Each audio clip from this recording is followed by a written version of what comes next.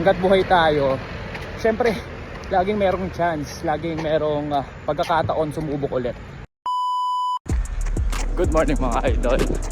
Today is Saturday, LSD. Try natin kunin 16 to 18k today. Let's go. Grabe, nakakatuwa. Ang dami na ulit natakbo. 8k. So ayun nga, LSD tayo ngayon. Subukan natin kunin to ng zone ko lang. 14k. Hindi na sigurado makatapos ng 18k dahil mag 7:30 na sigurado na rin uwi, pero let's finish strong with 16k. 16k done. Thank you Lord. Tapos din. Yun mga idol, share ko lang. May nakita akong story na parang pinagtitripan niya yung mga tao na bumabalik sa gym ngayong January dahil nga syempre New Year's resolution.